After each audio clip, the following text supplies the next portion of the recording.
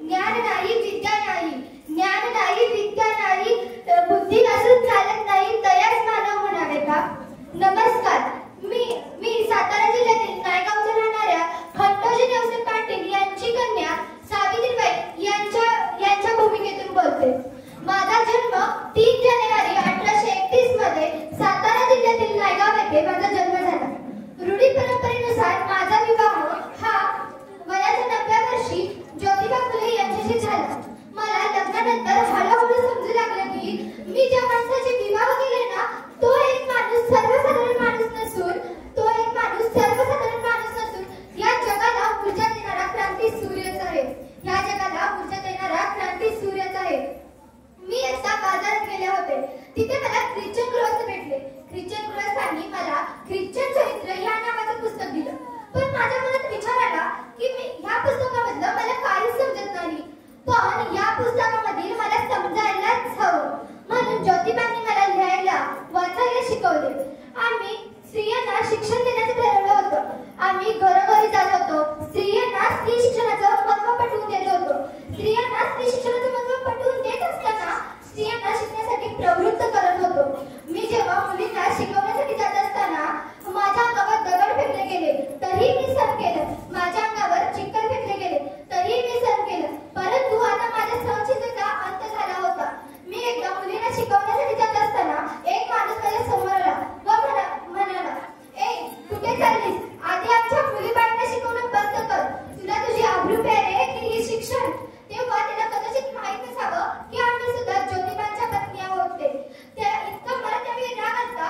अशी तिने कानाखाली ठेवली व त्याला म्हटले, "आता आलायस तुझं थोबाड फाटलंय, पण पुन्हा आलास तर तुझ्या रक्ताने ही पृथ्वी रंगवी." व अशा या परिस्थितीमध्ये मुलींसाठी पुण्यात मी पहिली शाळा सुरू केली. बघता बघता आम्ही मुलींसाठी अवघ्या 4 वर्षात 18 शाळा सुरू केल्या. याच यशाबद्दल आम्हाला ब्रिटिश सरकारकडून सन्मानित केलं गेलं. आम्ही एका विद्यार्थीचा मुलगा दत्तक घेतला होता. त्याचं नाव यशवंत ठेवलं. त्याला उच्च शिक्षण देऊन डॉक्टर बनवलं. त्याला डॉक्टर बनवल्यानंतर काही दिवसात प्लेग संसर्गजन्य रोगाची साथ आली होती. तो रोग झाला म्हटलं की लोक पटापट मरत होते. म्हणून यशवंतला आम्ही त्या लोकांवर उपचार करण्यासाठी सांगितले. पण प्लेग हा संसर्गजन्य रोग होता. तो कधी मला होणार होता तर कधी मला यशवंतही होणार होता. मुळीच आम्ही जगलो या समाजासाठीच ना. मग त्या समाजासाठी सेवा करत असताना मरण पत्करलं तर त्या मरणाचंही स्वागत आहे. सती प्रथा, केशवपण अशा चुकीच्या रूढी परंपरेवर आमचा विरोध होता. कारण आनंद होता तो आयाबाया शिकण्याचाच. फक्त आयाबाया शिकण्याचाच. कारण एक मुलगा शिकला तर तो एकटाच शाणा होतो. जर एक मुलगा शिकला तर तो एकटाच शाणा होतो. आणि जर एक मुलगी शिकली तर अख्ख्या घराण्याला शाणा करून टाकते. एक मुलगी शिकली तर अख्ख्या घराण्याला शाणा करते. म्हणून मुलींना वाचवा, मुलींना शिकवा व या देशाची साक्षरता वाढवा. धन्यवाद. राधिका मेननच्या भूमिकेत केरळमधल्या कोदुमनगर ह्या भागात मी लहानाची मोठी झाली. समुद्राजवळ राहत असल्यामुळे समुद्रावर भटकणं फिरणं हे माझं नेहमीच काम असायचं. एकदा माझ्या मनात असा विचार आला की सागर सफारीला जावं म्हणून मी विचार माझ्या आई वडिलांना सांगितलं. ते प्रथमतः त्यांनी मला नकार दिला. कारण आपली नाजूक मुलगी एवढ्या मोठ्या सागराच्या धोक्यांचा सामना कसा करेल. पण माझी इच्छा असल्यामुळे त्यांनी मला इंडिया या कॉलेजमध्ये पाठवले. प्रशिक्षण पूर्ण झाल्यानंतर शिपिंग कॉर्पोरेशन ऑफ इंडियामध्ये रेडिओ ऑफिसरची नोकरी पूर्ण झाल्यावर माझे सागर सफारीला जाण्याचे स्वप्न पूर्ण झाले. तुम्हाला एक प्रसंग सांगावासा वाटतो.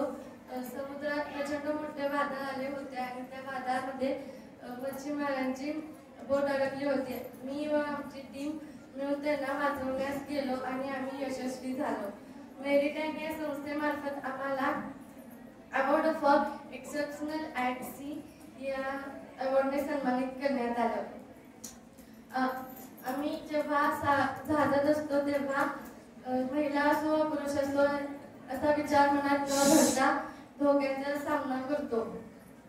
शेवटी एवढंच सांगेन की समोर कठीण लक्ष्य असेल तर हिंमत आपोआप येते. धन्यवाद. नमस्कार, मी राधिका मेघे. नमस्कार, मी किरण मेघे यांच्या भूमिकेत. ओळखलं का मला? मी किरण मेघे. सर्वात पहिली महिला IPS अधिकारी होती. तुम्हाला माहितच असेल, मी अधिकारी असताना खूप मोठमोठ्या जबाबदाऱ्या पार पाडल्या.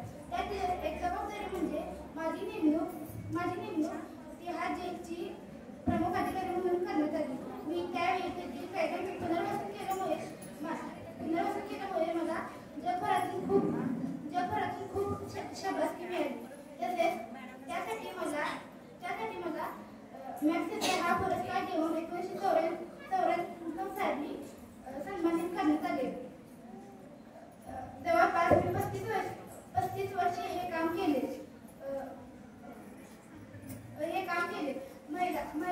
महिलांवर होणारे अत्याचार, हुंडाबळी तसेच ऍसिड हल्ले यापासून त्यांचे संरक्षण करण्यासाठी मी खूप प्रयत्न केले.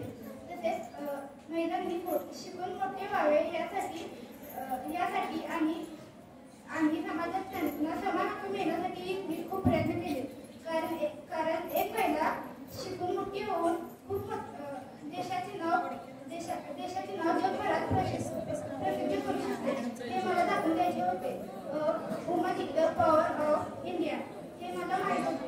कारण मी हे काम प्रामाणिकपणाने पार पाडले आहे. The honesty is a best policy. मला असे वाटते की सर्व महिलांनी शिकून मोठे व्हावे आणि वेगवेगळ्या क्षेत्रात जाऊन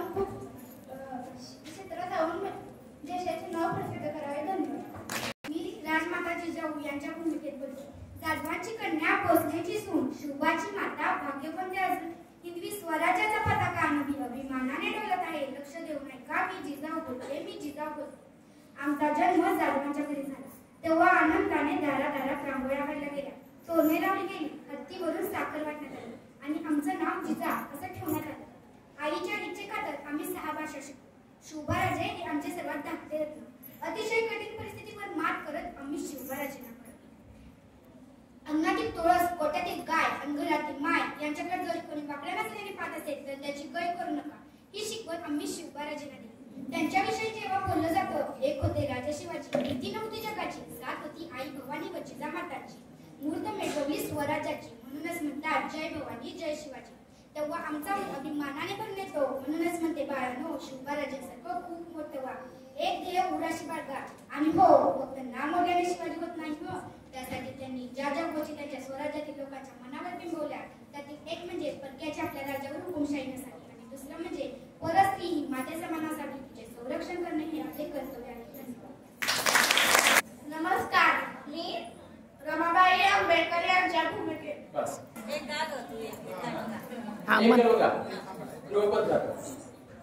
नमस्कार, मी लता मंगेशकर यांच्या भूमिकेतून एक गाणं सादर करीत आहे. ते तुम्ही शांत चित्ताने ऐकून घ्यावे अशी माझी नम्र विनंती. हे मेरे वतन के लोगों, जरा आँखों में भर लो पानी, जो शहीद हुए हैं उनकी जरा याद करो कुर्बानी. ये मेरे वतन के लोगों, ये मेरे वतन के लोगों, जरा आँखों में भर लो पानी, जो शहीद हुए हैं उनकी जरा याद करो कुर्बानी. अहिल्याबाई होळकरच्या भूमिकेत. नमस्कार, मी मेरी कोम यांच्या भूमिकेत. नमस्कार, मी इंदिरा गांधी यांच्या भूमिकेत. जरी नाही राहू दे. नमस्कार, मी मदर टेरेसा यांच्या भूमिकेत. नमस्कार, मी किरण बेदी यांच्या भूमिकेत. आणि Saina Nehwal. Priyanka Patil. I am Smita Williams. Thank you.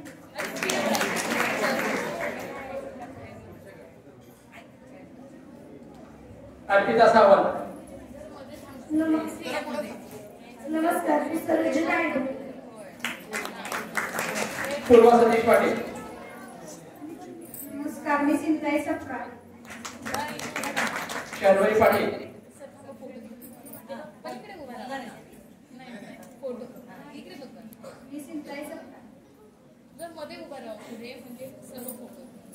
Sharvari Patil.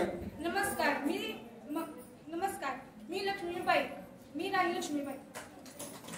समीक्षा. नमस्कार, मी प्रीती मानधना. शर्वरी जाधव. नमस्कार, मी ताराबाई भोसले. श्रद्धा पाटील. नमस्कार, मी अहिल्याबाई होळकर. नमस्कार, मी अहिल्याबाई होळकर.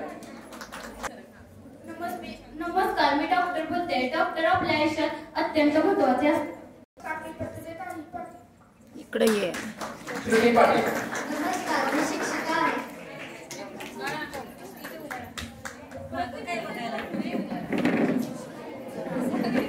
नमस्कार, मी शिक्षिका आहे. आदिती पाटील. नमस्कार, मी शेतकऱ्याच्या भूमिकेत आहे. अक्षता काळे. नमस्कार, मी वकील आहे. अक्षरा पाटील. बोल. नमस्कार, मी माधुरी दीक्षित आहे. बोल बोल बोल.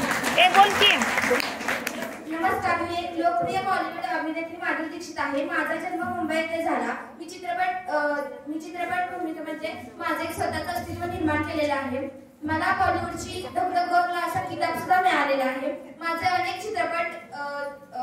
चित्रपट प्रसिद्ध सुद्धा झालेले आहेत आणि मला माझ्या अभिनयावर खूप प्रेम आहे. पत्रकार ही अशी व्यक्ती आहे जी मजकूर, ऑडिओ व चित्राच्या साहाय्याने माहिती गोळा करते व ती बातमी योग्य देण्यासाठी प्रक्रिया करते आणि ती बातमी लोकांपर्यंत पोहोचवते. यालाच पत्रकारिता असे म्हणतात. प्रसार माध्यमातून लोकशाहीचा चौथा स्तंभ म्हणून ह्याला संबोधले जाते, जे जन्म ठरवण्यात आणि विकासाला चालना देण्यात व सत्तेला जबाबदार धरण्यात ही आमची महत्त्वाची भूमिका आहे. प्रेस पक्षपातीपणापासून ठेवण्यात आणि शिक्षित करण्यात हे आमचे महत्त्वाचे कर्तव्य आहे आणि हेच काम मी करत आहे. धन्यवाद.